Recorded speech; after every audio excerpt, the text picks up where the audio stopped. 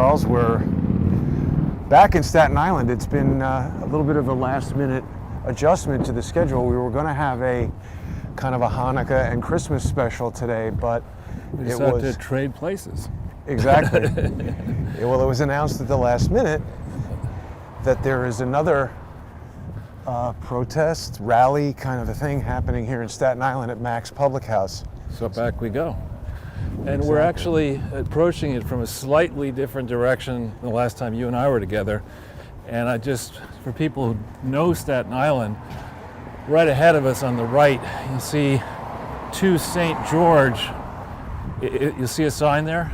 And that's, I think, whatever this above-ground subway system here on Staten Island. Oh, yeah. I think that's one of the stops. And if we ever were able to take the ferry, I think you could take the ferry and connect up with this possibly if you wanted to. But you see on the right, there's this Channel 4 van. And shortly, we're going to see a whole bunch of NYPD cars and officers. And we'll see if there's sheriffs there or if it's going to be this time NYPD who weren't interfering last time you and I got together. Right. Well, it's interesting because I've had some conversations now with the Public Information Office for the NYPD, and they haven't been very forthcoming with information, Charles. It's disappointing. Oh, but I asked them specifically about Andrew Cuomo's statements where he's outright accused Andrew Presti of assaulting 2 uniformed NYPD officers. When that was not the case, apparently. Correct. What we've heard is that they were plainclothes New York sheriffs. Do we have a speech happening here? I guess we're a bit early. I see Heshy right there. He's talking. I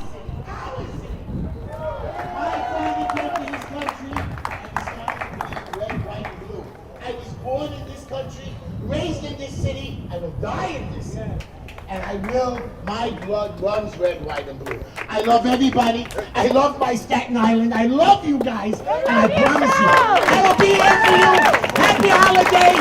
Merry Christmas. And guys, I'm going to be sneaking around tomorrow. And if the sheriff's coming, please tell him to use double cups. I'm a big guy. You, I'm bigger than you. I love you all. Thank you all. Thank you, everybody. Be good. Be safe.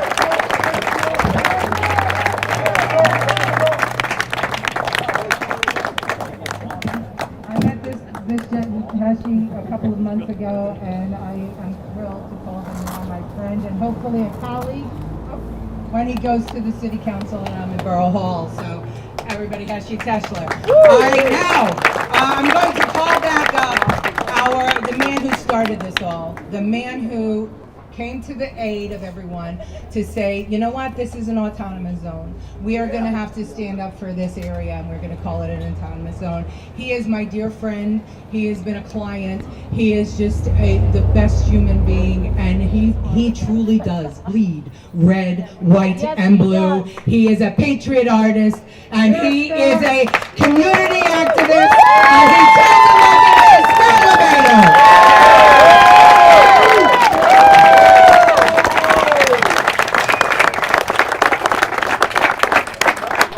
Very, very upset that Keith was cursing.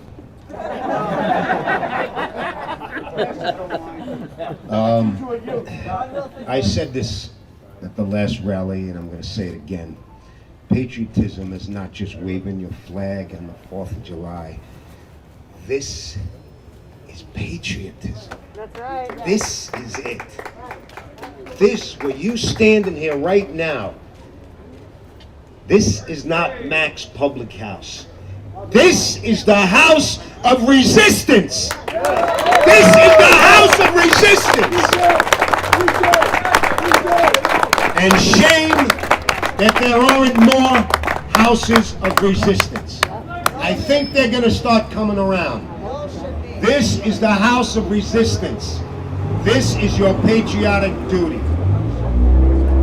So although we'll get stories that there was 30 people here, it doesn't matter. Like I said before, it's not the quantity, it's the quality. It's the heart. So people, again, in a couple of days, after what happens tomorrow or Tuesday with Lou in the courts,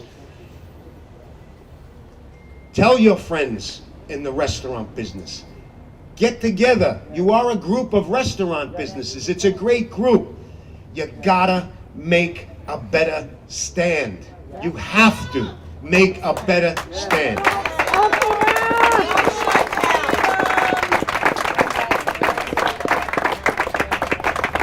Thank you for coming out on this beautiful Sunday. And again, this is what I've always fought for the 30 years of my activism and my patriotism. And we're going to have problems, and here we are in the biggest problem we've ever had. It's not just about Max, it's about the whole country. We know it, you see it, you feel it.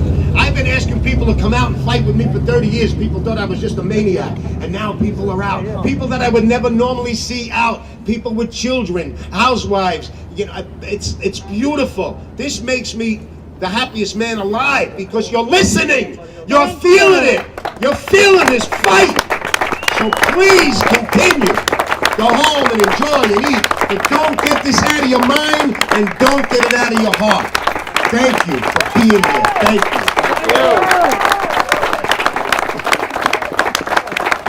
Okay, we're going to open it up to see if anybody else from the crowd has anything to say. And before I do, I just want to let you know that on December 16th, which is Wednesday at 3 p.m., there will be a rally for parents against the mandatory vaccines and also against the mandatory testing without children being there. It's going to be in front of the UFT, which is 4456 Amboy Road, and we want you all there. Bring an unwrapped gift for children because the restaurant employees who are now laid off need gifts for their kids for the Christmas trees. Also, remember, please, if you can, buy a gift card from a restaurant that can still cater, that can still give out outgoing food. Please, please, please support the restaurant industry. And now I am, yes, 3 o'clock, 4456 Amboy Road, Wednesday, December 16th. That's in front of the UFT. We are a parents group of people, parents and teachers who do not want mandatory vaccination and who also do not want mandatory testing without their children being present. So we need, remember, if you give up one liberty, you never get it back. One liberty and you never get it back. So come.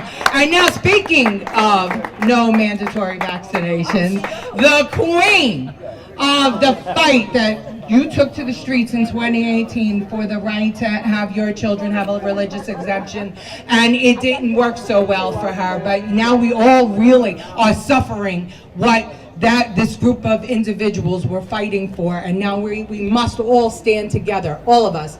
Christina, please. Thank you, Letitia. We actually just met over the weekend. We actually met a few times, but I too want to say thank you to the NYPD. My father is a retired NYPD. He was on the mayor detail in New York City, not for Bozo the Clown, for Mayor Koch and the police commissioner. And I'm very proud of the NYPD. I just wanted to say that. But yes, I've been fighting along with other passionate parents. I had a religious exemption to vaccinations for my son. My son has been vaccinated. He had 20 vaccines, and then I said, you know what? I don't want to do anymore. But the government says otherwise. So the government put themselves between me and my child and my pediatrician. I'm Mama Bear, and what I always say is, Cuomo, you poked the wrong bear! I've been going to Albany for the last 2 years. I've been fighting this for about 7 years. But once the blue wave came into New York, guys, this is really important. Once the blue wave came in, 2 years ago? We knew it was over. The religious exemption that New York State had for 60 plus years was going to be gone because public enemy number one, Senator Brad Hoylman in New York City, guys, remember that name because he's Cuomo's lapdog. I know because I go to Albany and I meet with these people. They hate you and me. They hate anything to do with the working class man or a conservative, if you will. I don't even think I am a conservative. I'm for human rights. However, We fought it. We won it in the health committee, in the Assembly Health Committee. I'm on June 13th. By the way, I'm a makeup artist, and I'm out of work. So that's another thing. But so on that day, I had a job in the city that night. I wasn't going up to Albany to listen in on the voting to take away the religious exemption that we fought so hard, tooth and nail. But what I'm going to tell you guys, I watched the corruption. The corruption is real. A lot of people in Albany that are making legislation for us are buffoons.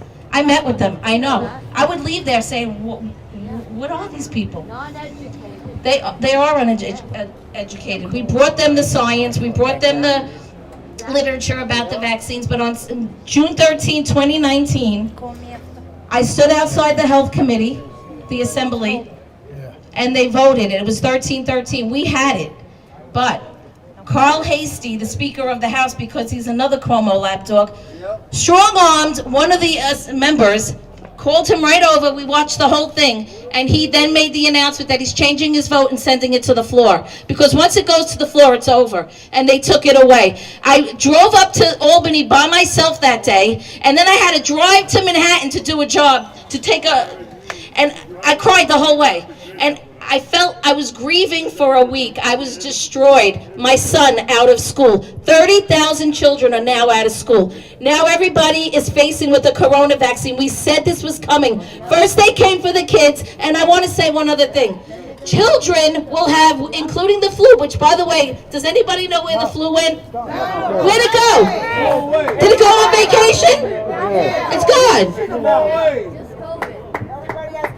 Everybody has COVID. I want to say this, guys. We said, okay, so school-age children from birth until around age 18, they will have 72 vaccines. Again, I'm Mama Bear, and I say when it's enough. Cuomo doesn't say when it's enough. They used the measles outbreak. Now they're using corona, and they're coming for you. You guys got that? Wake up. We've been saying this for the last 2 years. Wake up. They want us all vaccinated. I have so many theories what's going on here and why Cuomo is doing what he's doing with this corona situation. He was promised a seat in the Biden administration. Biden is out there on Twitter saying, wear your masks. Excuse me, we've been wearing them for 9 months. I had corona also, and I have the antibodies. I may just go give my plasma. I had it in the height in March. But I want to say, guys, he's shutting down New York City. What? And then if Biden gets in, which I still believe Trump will get in, okay? Trump! But they think, these buffoons think they're getting in, so Biden's going to mandate the mask. Cuomo shut down New York City, destroyed our businesses. My business, I haven't worked. They want us dependent on them. I don't think so. So they think that they'll mandate, I know, I'm going to give up the microphone. They'll mandate the masks. And because of the shutdown in New York City, they're going to say we killed the coronavirus because the media is the enemy of the people. So they carried Biden on the campaign, and now they'll say, oh, corona's gone because Biden's president. Biden got rid of it because Trump didn't do anything, right? So guys, listen, whether you offer vaccines or not, seriously, go for it, but just understand what you're injecting into your body. I'm not here to tell you about the science. You guys have to go out and do the research like I did. I wasn't born to know it. I just know that I'm never taking the injection. So I want to know, when they mandate Bill A11179, Linda Rosenthal in New York City just authored a bill A11179 to mandate the corona vaccine on every New York resident. Are they going to hold us down and make us take that vaccine? Can anybody tell me? What are we doing? What are they trying to do to us? I have been calling the legislators' offices. I met with Nicole. I had meetings with Nicole. She and I are friends again, but we worked everything out. But I want to know, Cusick's my assembly member. I want to know, what are you going to do to make me take that vaccine? You going to hold me down? You going to make me carry papers that I'm not vaccinated? Is this Nazi Germany? What are we doing here? Have we not learned from history? Get out and take on the fight. Bill A11179. It's the bill to mandate the corona vaccine on every single New York State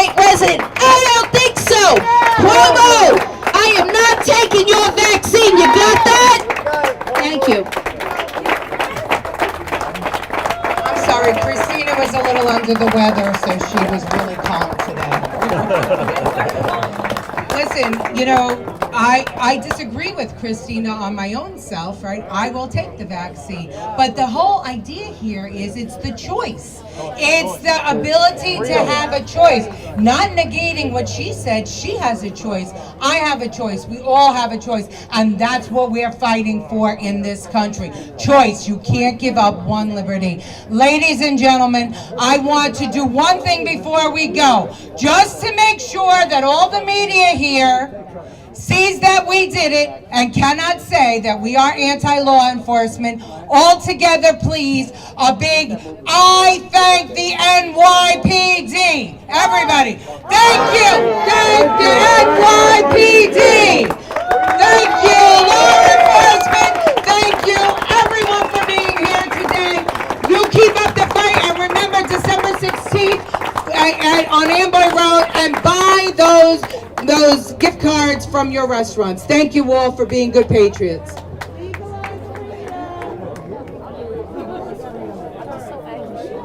What time is the Amboy Road? Guys, 3 o'clock.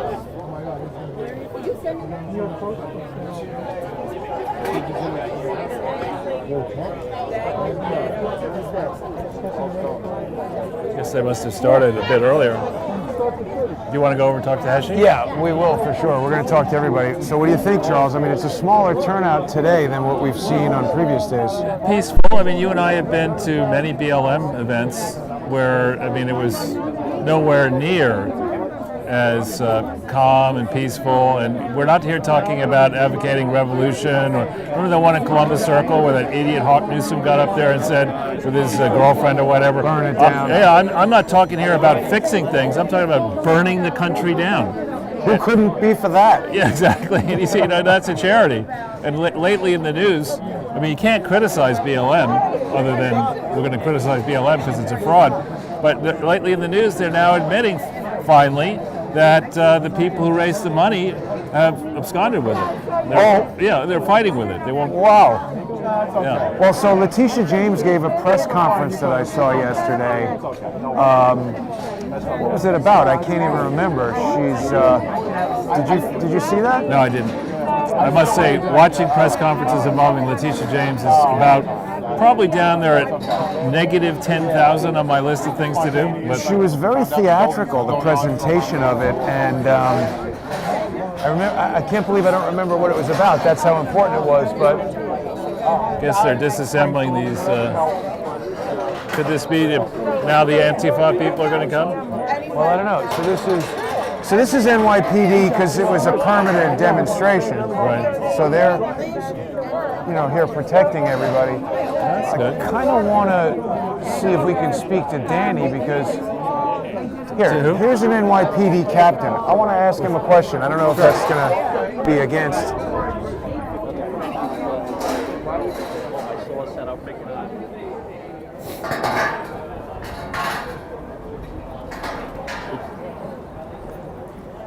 Are you guys with the legal department? You're with the legal department, no? Are you guys legal department? No. Community affairs. Okay. So who was here? Is the guy in the white shirt a captain? Yes, sir. Excuse me, Captain. So when I speak to officers on the street, they tell me to contact the Public Information Office. When I contacted the Public Information Office, they told me to put my question into an email. Okay. When I emailed my question, they refused to answer it. So I need to reiterate the question. Governor Cuomo the other day in a press conference on Wednesday said that Danny Presti is, that he has assaulted 2 uniformed NYPD officers. It's my understanding that the arrest was effectuated by New York City sheriffs, not NYPD officers. So you confirm there were no NYPD involved. So the governor lied to the people of New York and the people of the world. I can tell you we've not effected arrest of anybody. That was from the sheriff's office. All right. Thank you very much. Thank you, and stay safe, guys. You're doing great work. Thank you very much. So, Charles, there we go. We got a definitive answer from the NYPD that they were not involved in the arrest. Is that from a captain in the NYPD? You saw his name, which we won't repeat, but it's on it. Right. On tape. That's there. a captain. We're giving Decent the runaround. souls. Remember the last time the people who were here were the sheriffs, and they were basically arrogant and insolent, making fun of the crowd. And you see the difference. These people are respectful. There's no violence. A lot of people standing up. I think a lot of, if not the individual officers that we're speaking to, there's a huge number of NYPD officers and family members of the NYPD who live on Staten Island. Sure. So I don't think they would appreciate abuse of members of this community. I don't know where those sheriffs are from, but that's a big deal. I think go ahead. people in our audience should understand, Charles, that Andrew Cuomo, when acting in his capacity as governor, has specific immunity from any kind of civil lawsuit, so defamation or whatever. Danny Presti cannot sue him. And when the governor makes a statement like that, what it does is it causes a lot of people who aren't directly familiar with this situation to think, oh, that guy's assaulting officers, I'm not going to support that. So this is from a few days ago. They've raised over $100,000 now, but for people who do support Max Pub, they should go to GoFundMe and send some money, because this is, I think the governor said that to reduce the financial support for Max Public House. And I really detest this type of lawfare when people who have the upper hand in some way try to use it against somebody like Danny, who they just lie. It's outrageous. Now, here the cops are moving away. They've been here. That car's a little beat up, but they're moving off peacefully. Yep. I guess they were few guys are staying. Just here to guard the demonstration. Yeah. Hi. It's always good to see you guys in Staten Island, Mr. Hotel. Nice to see you. I'm Paul Grady. Hi, Paul. Nice I'd to just meet you. like to encourage you to talk to Letitia Romero. She's right there. She's running for Staten Island Borough President. Who is it? She's The lady woman was with the dark MC. hair Oh, behind the gate. right, yes. We'll talk Letitia, to what's her name? Romero. Ramoro. Okay, yeah, we'll talk Okay. to her. Thank you very much. Good to see you. You Nice too, to see you. thanks. Yeah, You let's, could follow instructions. yeah. So the First Kills landfill was here for forever and ever and ever. Young Councilman Vito Marcella was in office. Letitia Romero was just hired by George Pataki, the governor. And I go to a meeting, and it was all the agency heads, right? And so the DEC commissioner says to me, Letitia, you used to work for Rudy Giuliani. Can you please talk to the commissioner of sanitation? You guys are doing a spontaneous prayer. The Fresh Kills Yeah. landfill is operating without permit. Now, this is I don't know if they so want us far listening to that. brand new. So I was like, my whole body started to shake because the Fresh Kills landfill is operating without a permit for 25 years. Are you kidding me? And so I said, sure, I'll take care of it, no problem. Get in my car, dial my ginormous cell phone, and I call the young councilman Vito Fasella, and I said, did you know the Fresh Kills landfill was operating without a permit? And he said, no, I didn't know. And so I sent him all the paperwork. And he goes to Peter Vallone, who was the speaker, and he got a bill drafted, and it was in the Staten Island Advance, look up the big bill that could, and he got all the support of the city council members for the bill to close the Fresh Kills landfill. Now that was something that everybody had run on, but nobody ever got done. And what happened was that there was some negotiation, as politicians do, who was going to get the credit and who got upset. And so Guy Molinari orchestrated a bill by Eric Vitaliano and then State Senator John Marshall to close We the could Fresh speak to Kills Scott on the while we're state. waiting. As you wish. And then Governor Pataki signed it, and that's how the Fresh Kills landfill. Hey, Scott, how are you? How you doing, buddy? Doing real well. So, I'm sure You're getting to be a stalker, but a good one. you know Charles Ortel, right? Hey, how are you, Charles? Nice to see you. Great work. Both fans of your artwork. People can go to scottlabido.com and purchase artwork. And also, we've already shown everybody where they can go. And it's a lot of stuff that I have on there is relevant to this. The battle shirts, the resistance shirts. And again, I'm not plugging to make myself money so I can buy a yacht. You've already got one. 55. Right. I already got one. I don't have a pot to piss in. My money goes to charity, and my money goes to fight these battles, and it costs money. So that's why I ask people to buy my products, because that helps me continue. This costs money. That rally I had in the city, Yeah, I'm sure that cost a lot. there's still $50,000 in the hole for that. Wow. So people should definitely go buy some artwork. Now, Scott, I just got some important, I got an important statement from a captain at the NYPD. Hey, Heshy. So on Wednesday, Andrew Cuomo held a press conference where he falsely stated that Danny Presti had assaulted 2 uniformed NYPD.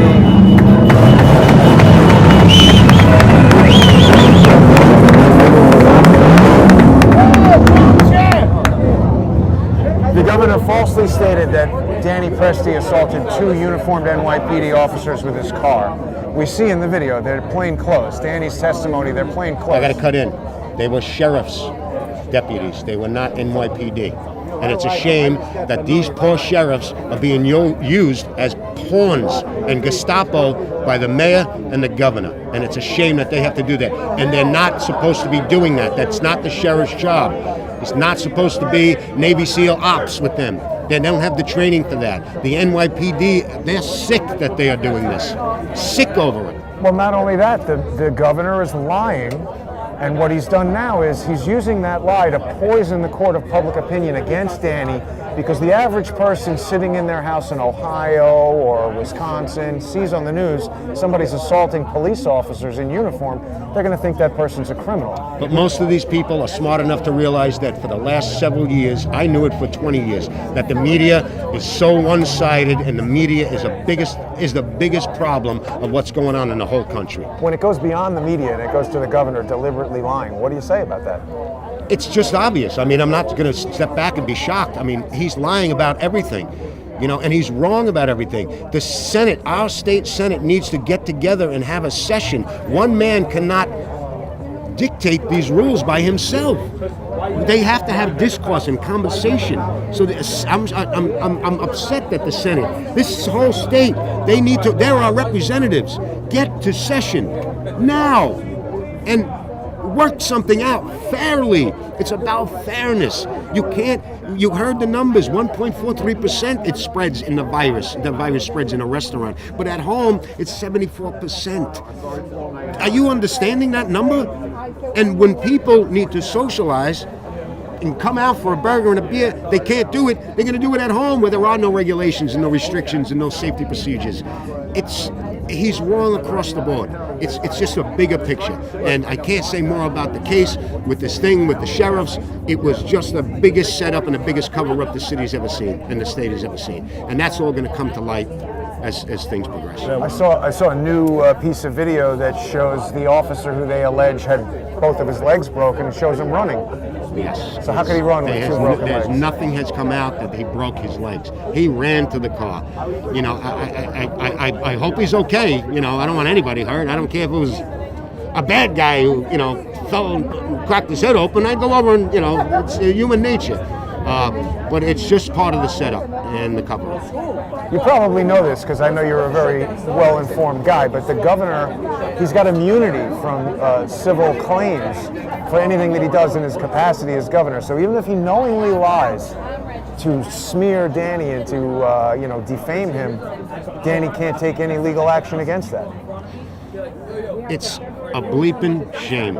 And that's what this fight is all about. It's bigger than Danny's place. It's bigger than Mac's place. It's a whole bigger picture. Look at how they get away with it. They, on the left, I hate that it has to be brought to that separation, but it is. The media defends every action that these Democrats do. Every single action, including Biden and his son right now. And go on and on. Hillary Clinton, it's mind-boggling. But the people, the giant is woke, and they know that the media is the biggest enemy. I'm talking the 93% of the media on that side, not you. What about Scott Libido for mayor? When's that happening? I keep getting asked more and more to do it, and I'm on the cusp because as an activist, an underground activist per se, I get to do a lot more things that I wouldn't be able to do, and it's a bigger picture now. It's become about the whole of America and not just the city, even though this is my city. I've been doing this and preaching this for 30 years about political correctness and the dangers that it will bring. And here we are. Here's Keith. Yeah, you can get a word from me if you want. All right. So I don't know. I got to think about it. Thank you, Scott. Keith, how are you? Jason Goodman, nice to see you, man. Nice to meet you. I've been telling people to visit GoFundMe and help out Mac's Public House. I just got a really important statement from a captain from the NYPD. I'm sure you saw He's standing right there, the by the way. news conference. Yeah, the captain's still over there. Okay. The news conference on Wednesday where Governor Cuomo outright lied and said that Danny assaulted 2 uniformed NYPD officers. I contacted the Public Information Office for the NYPD. They told me to put my request into writing, gave me an email address that I emailed, which then refused to answer if Danny did or did not with any NYPD officers involved. But now we have a definitive answer. Danny has given the definitive answer. How do you feel about the governor lying to smear the reputation of Danny and in turn Mac's public house? Well, when it comes to anything with Danny and his legal defense of what's going on and everything, I really am going to put a no comment to it. We have great lawyers that are handling this case, and I'm going to trust their judgment and everything, and Danny is also. We're just going to trust that they know what they are doing. They are great guys, and they keep us in the loop every single step of the way. And hopefully we're back to live here. That's good. I know there are a few of these folks. There was the Tony, what's his name? Tony LaBaca or whatever. He was right next to us. Johnny Tobacco was Johnny there, Tobacco, yeah, but we missed him. He pulled out. I saw him leaving. So I guess it's not really as large of a, I don't know if this is going to start a new live stream or what. Hopefully it'll come back here. Good. This one was more spontaneous, I think, than the previous one. There was not a lot of advance notice or planning. We only found out about it last night. Right. We were originally going to have a Heshi, Hanukkah, and Christmas special today, but this was a good thing for us to come out and see. NYPD is still down the end of the block there. There's just a few people here, Charles. Maybe what we'll do is the rest of this can be a little bit of a walk around here in Staten Island. So that as you wish. Get an do idea. Want to talk to this lady. Yeah, absolutely. So. I'm worried that you're taking pictures of my big fat ass. And No. We're not doing that. Hi, I'm Jason Goodman. Letitia Ramon. Oh, nice to meet you. Nice to meet you. How are you? I know I send you press stuff, but I don't think that we've ever met in person. No, nice to meet you. How are you?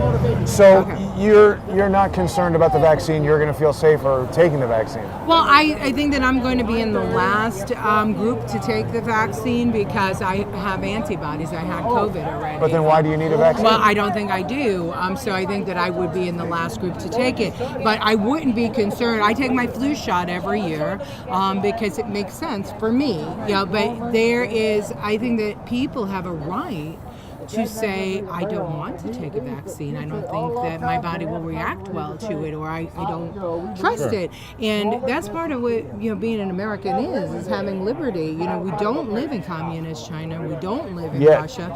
So every time we give up a liberty, we're never going to get it back. And so while I appreciate all these people, saying we have to have mandates for masks and mandates for vaccine, well, I'm sorry, but we have tuberculosis coming up.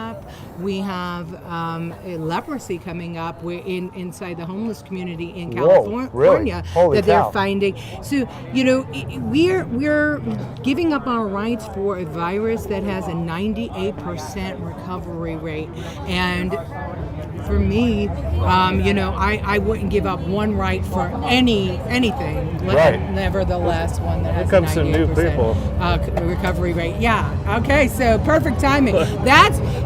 These people are just coming back from DC. Yeah. And, see, no more bullshit. That's great. Nice flag. That's pretty funny.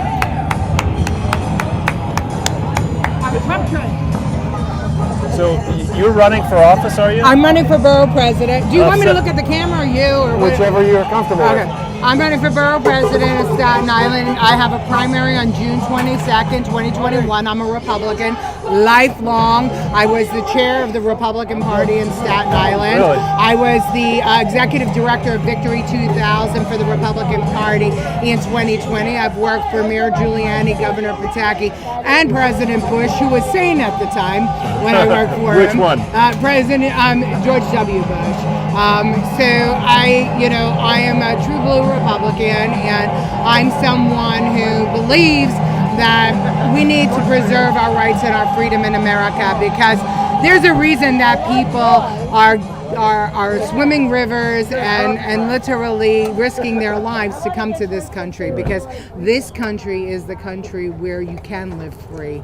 So in Staten Island, well, in New York, what do you think the real vote was, Trump versus Biden in New York State? Everyone's talking about the swing states, and And I haven't seen a final calculation of how the vote came in for Trump versus Biden in New York.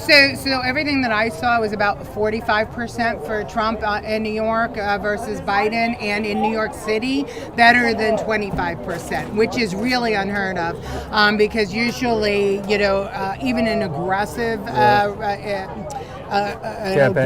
conservative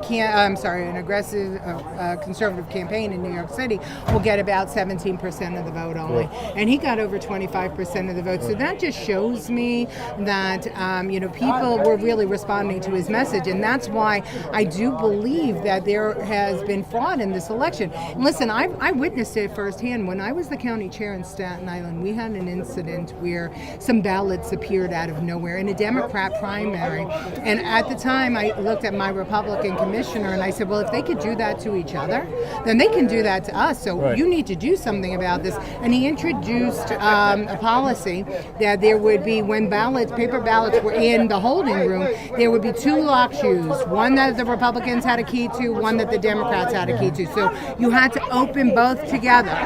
So that you had to have that, and the administrators were the only two that had those keys. And that was adopted citywide, and that was used this year, as it is used every year, that there are now paper ballots in the Board of Elections.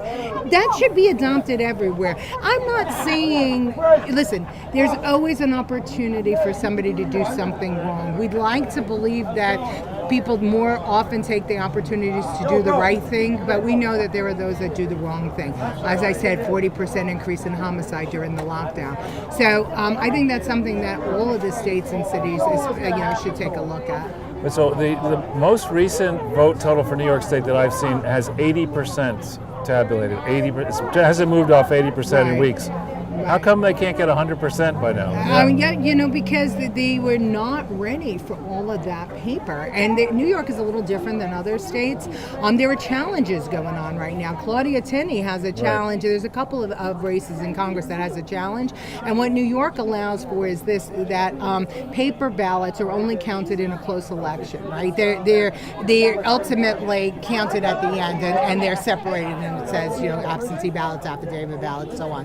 So when there's paper ballots and there is a lockdown, as there was in the city and New York State for all the paper ballots, then you get to go through them one at a time, authenticate the signatures, challenge them at the Board of Elections as they're open. Because the Claudia Tenney race and a couple of others are still not finished, that's why you see 80%. Well, because that's 80% statewide, but I had heard that, I live in New York County, Manhattan, that it's only 60% of the vote counted there in New York, which city? That I'm not up on. I have to tell you the truth. I'm not aware of that. I know that they counted a lot of the contentious races in Brooklyn already, and they called those races Vito.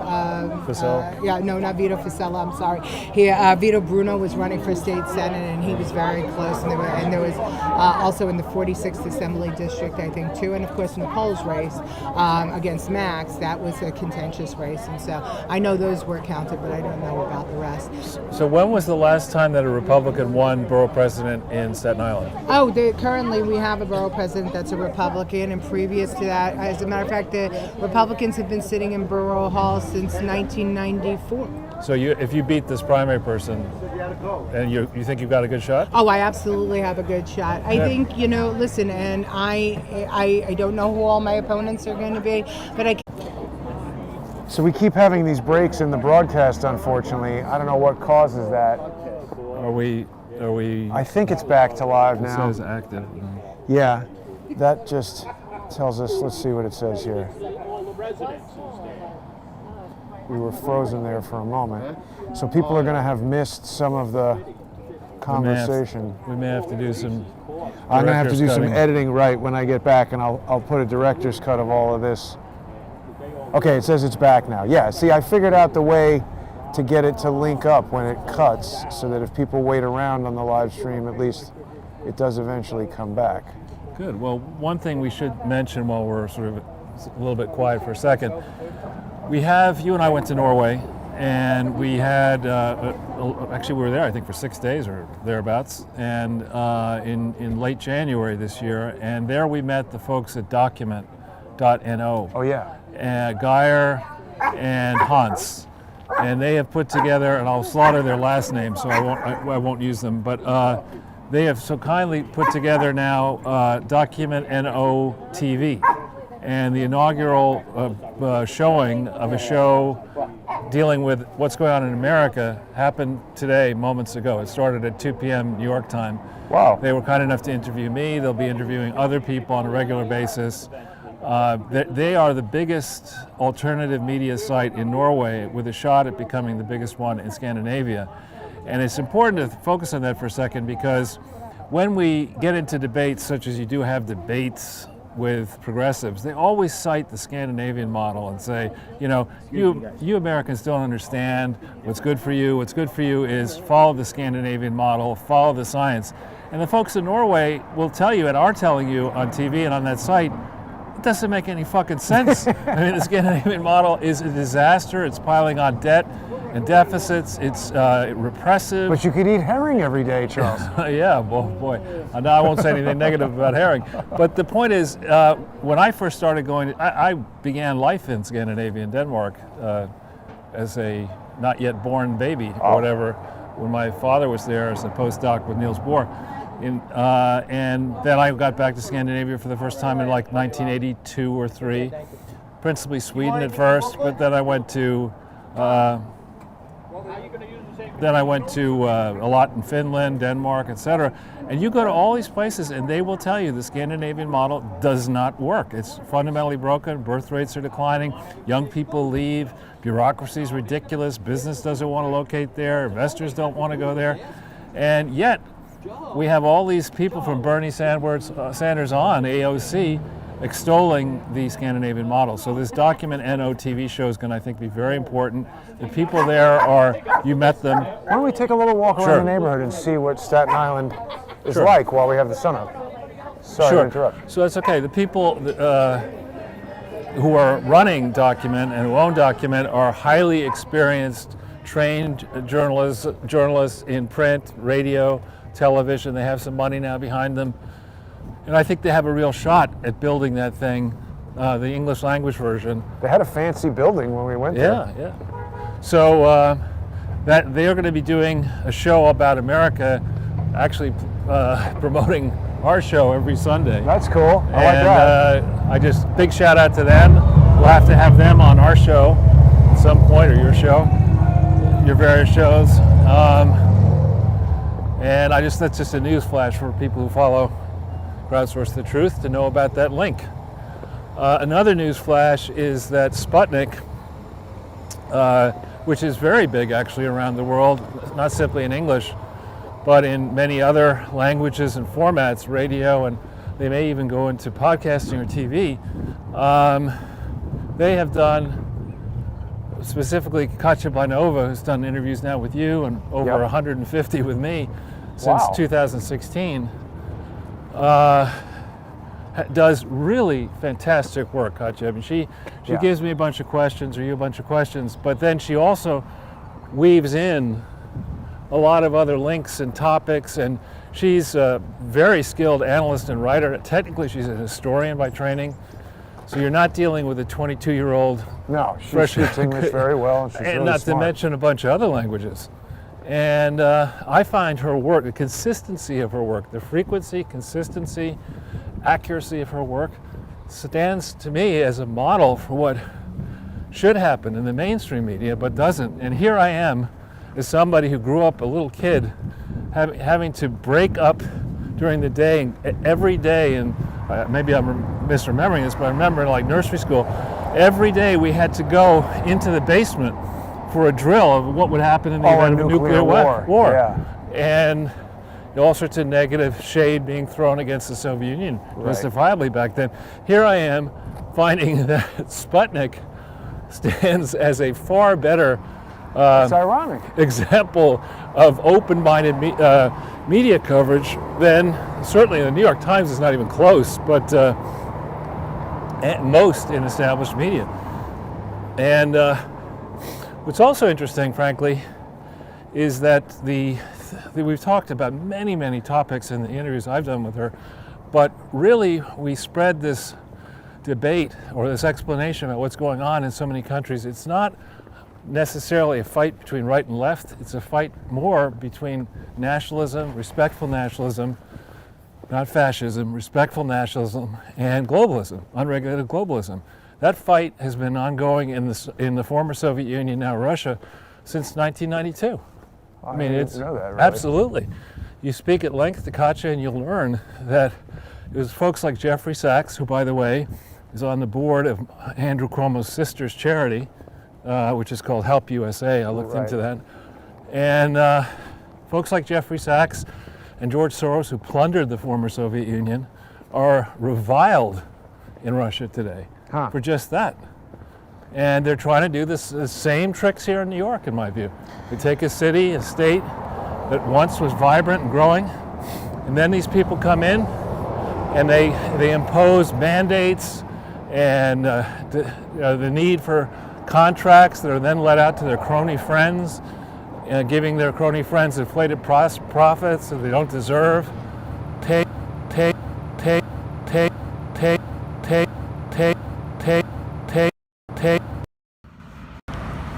So that's interesting.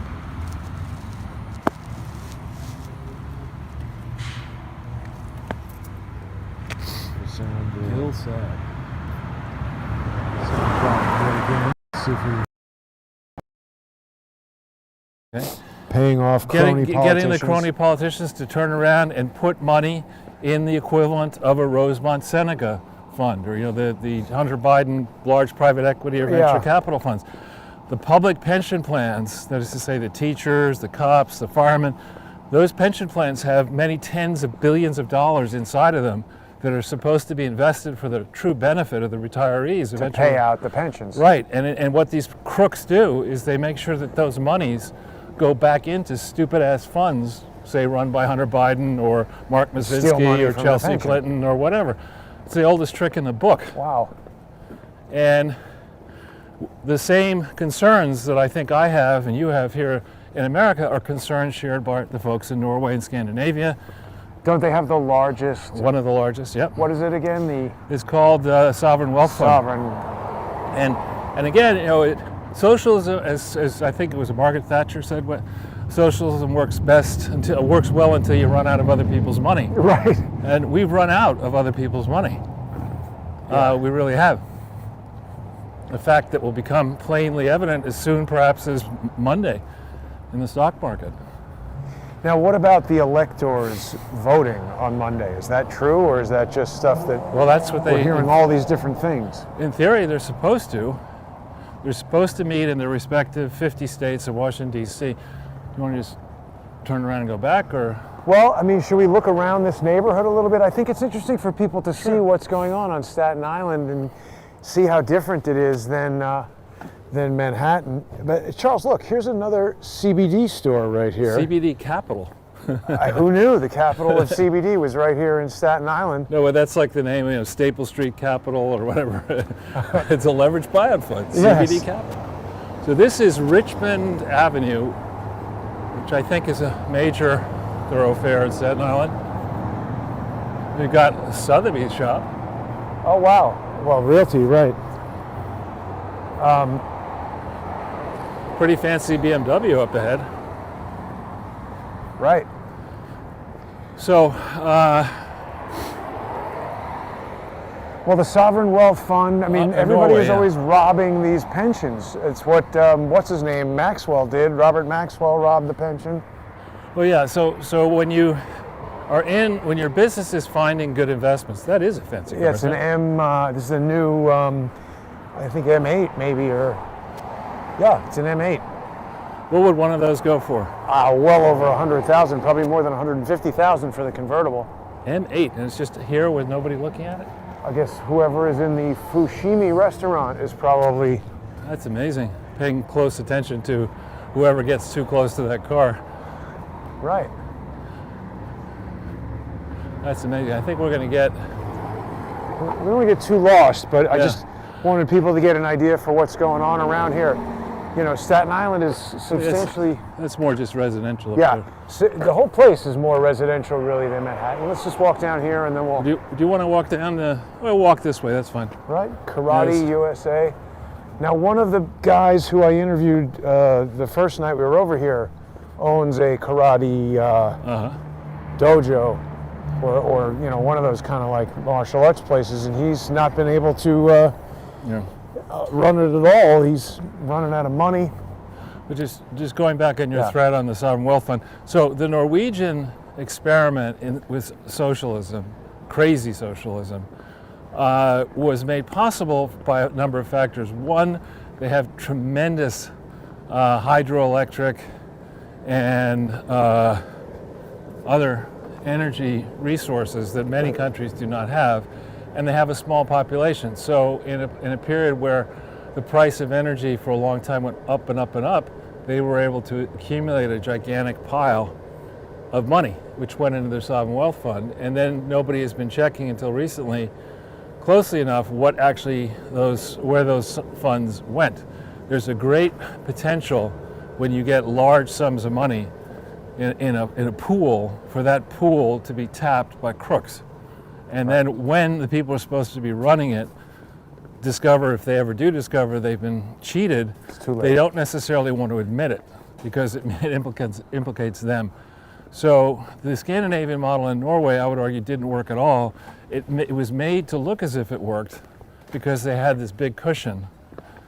And similarly in the United States, the crony capital approach that has been in wide use since about 1988, it seems to work because we don't have a sovereign wealth fund, but we until soon have had the ability to print dollars. Just run printing presses and say that the money that comes out of the printing presses is actually valuable. And we may or may not be able to retain that right going forward, particularly if dunderhead President Bite Me, or Vice President Bite Me, turns out to be the one who gets sworn in on January 20th at noon, 2021. Charles, a lot of people were really disheartened when the Supreme Court declined to hear the case from Texas. I mean, that's pretty shocking to a lot of people that the Attorney General of Texas and the President of the United States don't have standing. Jared Beck said that case was the strongest legal case that anybody had brought on behalf of the Trump campaign so far, and it failed. Yeah, I don't know what to tell you other than, because I'm not steeped in constitutional legal issues, nor am I a lawyer, but I do think if it were the case... Should we go this way? Yes. If it were the case that that we were done and dusted, Lisbon Street. Yeah, I think if we... There's no sidewalk there. If it were the case that Trump were done and dusted, I don't think you would have had the rallies that we had on Saturday. I don't think you would have Trump tweeting out, "We have not yet begun to fight." I don't think you'd let General Michael Flynn go on Maria Bartiromo. I don't think Fox would let General Michael Flynn go on Maria Bartiromo and say what he said supposedly this morning, that the Americans know that the result is not just and it won't stand. So I think a lot could play out here. My understanding is they will vote tomorrow inside their states, and their duty is to certify that the vote for the electors is lawful. With everything that we know, this evidence, if the respective people in charge of certifying in every location have not even bothered to check the evidence, but nonetheless certify that these are lawful, true, and accurate, they're committing a crime, I think, when they make that statement across state lines, which is, I think, the game or the angle that the Trump team may be playing. They're looking they're expecting false certifications to be made, and then they will contest those through January 6th, 2021. That's the date where the certificates of ascertainment, that's what that's what it's called when you certify. Those are sent to DC and other places by the 23rd of December, and then they have to be opened in a joint session of the Senate and the House on the 6th and counted. And there we wonder, does either person have 270 legal votes, electoral college votes? If they do not, which is possible, and would ultimately be determined through back and forth fighting at multiple court levels, if they do not, Then the House would meet, the joint session would divide into two. House representatives would, yeah, there you have the... Well, I was going to say, when pigs fly, Charles, something will happen. Their pigs are flying right there at the Yeah. corner house barbecue. Well, he's winged. He's not exactly flying. Looks pretty good. Oh, there's a lone The motorcycle. barbecue place does look good, yeah. I bet you it's very good. Probably not too good for any diet that you might be on, But it does look like a quality it's like place. a fun place. And then you can fall out of the barbecue place, get on the subway, go to the ferry. What is St. George that is talking about? It's, I think, either end. Tottenville is one end of the island and St. George is the other. I forget where the ferry is. I'm sure people in the comments who know Staten Island would probably be able to tell us. This does, I mean, it's a pleasure to be out here, and this does mark, I think, for me, the second time that I've been out here in less than 4 weeks, following a period of maybe 50 years between times that I was last out here. But I mean, people get a little bit of an idea. It's substantially different than Manhattan. And I mean, you know, this is Staten Island. We've seen a lot of people coming out to support Max. Yeah, let's go over there and just look at the.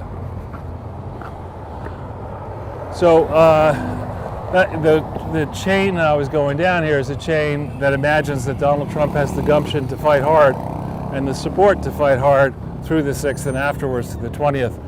There's another chain where people come to him and say, whether it's his wife or his kids or others, come to him and say, look, you know, you can fight and fight and fight, and we like your fighting, but you're not going to win. And this is costing money, it's costing the country, and don't you think it's time to give up? I mean, there are going to be those speeches that are going to come full-throated editorials, and I'm sure today in the Sunday talk shows, morons on Chris Wallace's show and others are all going to be saying that the president's lost his mind and he just needs to stop. He's spoiled and he needs to stop. Well, that's all they've been saying, though. Well, but now they're faced with them actually admitting that Hunter Biden is under investigation, and nobody is seeming to say, now wait a minute, how did that get missed a month ago? Yeah, it's disgraceful. I mean, in that case, I mean, it's the contrast between what Politico and Axios and CNN and the Times are saying now versus what they were saying then, is just so stunning. It's polar opposites. They said with great disdain, it's Russian propaganda, disinformation, don't listen to it, it's crap. Now they're saying, well, actually there are 4 investigations and subpoenas, and it sure looks to me, and that's kind of the inspiration for part of the inspiration for your poster, the art department's beautiful poster, is that here we have an election where Donald Trump probably did win an overwhelming majority, a landslide victory of the lawful votes, and instead it's just Obama and Biden trading places. Right. That's all it is. And Biden probably, if he is confirmed, which he may be, hope not, will be pushed out very rapidly by Kamala Harris. That's a truly scary prospect, Charles. Yeah. You still have people circling around? Yeah, we're heading right back down towards Max over here. I think it was, as you said, an impromptu, kind of a smaller thing. I'm going to try to coordinate with Heshy and see if we can get the Hanukkah and Christmas special going maybe for Wednesday, but it's supposed to snow, I think, a lot on Wednesday. We could slap on our cross-country skis. Or get a big Santa outfit or something. In my case, wow, look at this vehicle. Yeah. Is that a Chevelle? I don't know. You would know. But this is like a muscle car here. And here we have the autonomous zone. Interesting. Right, so that's Max. That declared itself an autonomous zone, but they didn't really, the cops didn't go for that. That looks like it's probably very fast going straight. It is. Did it say? I'm pretty sure that's a Chevelle. And SS, yeah. Like original clean ones of that. I think you'd be shocked how much one of those is worth. Those classic American muscle cars. But yeah. So on the Hunter Biden stuff, right. I think it's important to point out that what Hunter was doing, likely, with James, with his father, with Chris Heinz and the others, is not dissimilar from what Doug Band in my view, was doing with the Clinton Global Initiative and the Clinton Foundation and Teneo. What they do is they organize entities or supposed entities that are separate and apart from politicians who can move levers of power. And they arrange for those entities to receive payments. You could call it whatever you want. You could call it a contribution, you could call it an investment, you could call it a loan. The fact is, it's a bribe. You know, in the world that I lived in, I think in the world that you lived in entertainment, you don't get gifts. I mean, there's robust competition for any good deal. Right. And you don't come along and say, all right, I've got a country that's notoriously challenging to deal with, China. They operate not only in Chinese, but multiple dialects of that language. There are all sorts of competing interests. There's the communists, there's the military, there's the business people, there are the Taiwanese, there are others. And I think what I'll do is I'll get a crackhead and I'll give him $3 billion to invest around the world. How could that go wrong? That's not something you do in the real world of investing. It's evidently what you do every day, all day long in the sad world of government. That you would take a sad sack like Hunter Biden and let him hire a headhunter or whatever he did to find this guy, Tony Bobolinsky, Mr. Bob Bobolinsky, if you remember that song. Yeah. He's good, Tony Bobolinsky. Yeah, he's got a spine, that's for sure. But here's the mainstream media. They just say, well, if Joe Biden says he's proud of his son after the news comes to the subpoena, that means he must be doing everything right. I mean, that was a pretty direct question that guy asked him, and Biden just didn't answer it. Well, get used to that if he's president. If Don Jr. was under indictment and Trump just said, oh, I'm proud of him, they would be nonstop yelling about cover-ups and... Sure. Or what about the allegations made about, what's that woman who met at Trump Tower with Don Jr.? Natalia Veselnitskaya. Right. Oh yeah, that's what I wanted to ask you about. Bill Browder, Charles. He's a pretty huge... Are we down this way? I don't remember. I think it's... You're having the same problem that I have when I come here, which I have no idea where anything is. Well, let's look down here. I think it might be right. I don't think it's right near here because I think it's one up from... Well, that's okay. We could still keep walking around a little we'll bit. Find it. But I mean, Bill Browder, Charles. Putin called him out. Bad dude. Right. So he, I just learned, had met personally with Cameron Ortis, who was the first civilian Director General of the Intelligence Department at the RCMP. Which is what now? Well, so people understand. The RCMP is the Royal Canadian Mounted Police, the basically Canadian equivalent of the FBI. Dudley Do-Right and all that.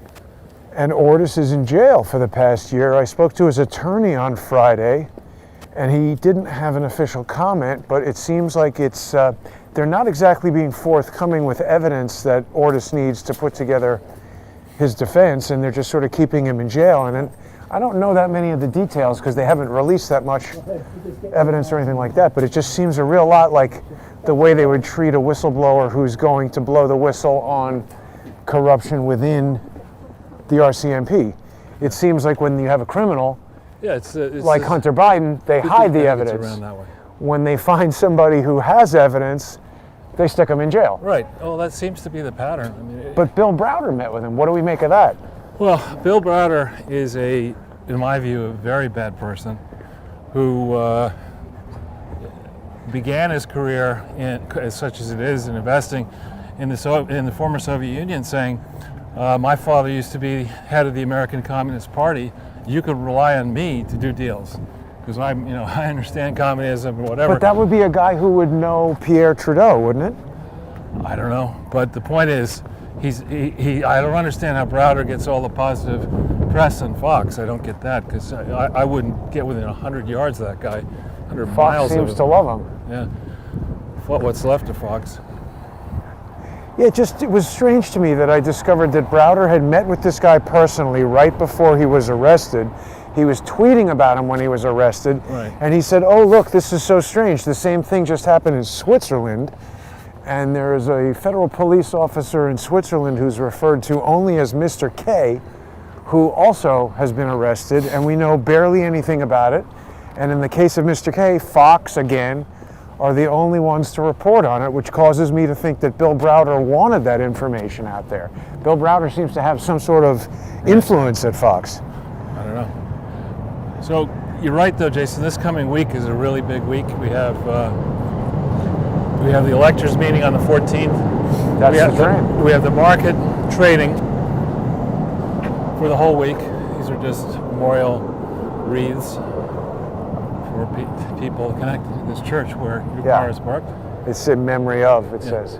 Yeah, different people. So a lot of stuff happening this week for sure. Yeah. And then the following week, of course, is, this week, I guess, Hanukkah continues. Yep. Until when? It's 8 days, and it started a day or two ago, so people can do that math. All right. Here's a giant Sprinter. Well, that's your car, right? Nah, Hillary Clinton's in there. I hope not. Oh, why? We get her. Lock her up. Yeah, lock her up. Hashtag lock her up, Charles. But I think a lot will happen in this coming week. There are all kinds of lawsuits with new evidence filed around. I don't have a sense whether the legal strategy alone is going to work. I notice as well a lot of toings and froings of our military supposedly doing things around the world. What about Chinese military in Canada? Chinese military in Canada, concerns about Taiwan. This will be quite a news-packed week, and still we have no further stimulus. We have as well the fact that tomorrow indoor dining will cease in Manhattan, New York City, I guess. How is it going to continue? Well, you can eat outdoors in a blizzard. Right. You know, that's the thing I really think is almost hilarious, if it weren't pitifully sad, is that you have a goon like Andrew Cuomo or somebody like Fauci who maybe have been around medicine. Goon Jr. But mini goon. And they're saying, it's really super dangerous. You need to stay at home. You do this. You can't do that. But we're going to shut down dining and have you dine outside in the cold in structures that are not really heated reliably, that could burn down. No circulating air. At a time when temperatures are at 60 today, and then tomorrow they'll be 20, and then who knows what they're going to be. In that type of environment, I personally get sick when there's big changes of. I tend to. My grandmother would say you'd get sick. Right. Well, no, I find that I do get sick. Or you get the sniffles if you get used to 30 or 40 degrees, and then suddenly it's 70, and then it goes down to 50, and then it rains or it snows or whatever. This is not a time to encourage people to go outside and play. Would you do that with your young, healthy kids?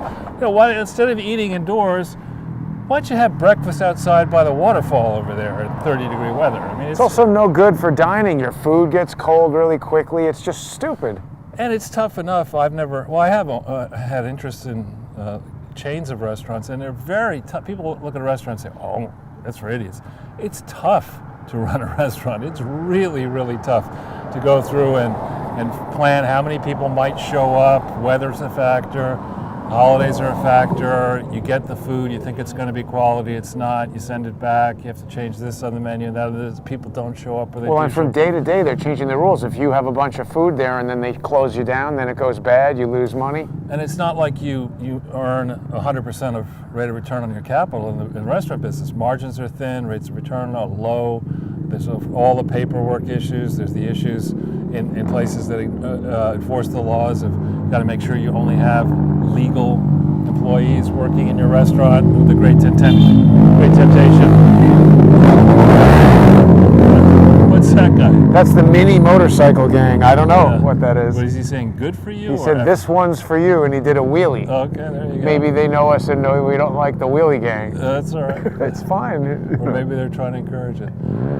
But the other thing, Charles, is that when you're running a restaurant, I have to imagine that you kind of like, okay, this is selling well, this is not selling well, and you kind of get into a groove where you know what you need, and then now that's all out the window, and you might buy things that nobody wants or not have things that people want. Or you have regulars. Right. You have people like me who in the old days used to eat out almost every night, and now since Never. March I've eaten out, I don't know, 10 times, 20 times, and only for lunch, typically. Maybe once or twice for dinner, typically lunch. Yeah, I mean, I think I've been to a restaurant maybe 4 or 5 times this whole entire. And when you run a higher end restaurant, you understand that you're not going to make that much money on the food, but you will make a lot of money on the Booze. wine. And at lunch, I don't drink, so you're not making much money. I off saw me. that old homestead built a little outdoor couple tables, but it's like, I mean, that's a gigantic 2-story thing. Is that for cattle or people? 4 tables. I don't know, but just those tiny tables. Yeah. Sad. It's sad to watch. So we'll monitor carefully. There's a cigarette butt and a mask. We'll monitor the coming movement in the in the Nikkei.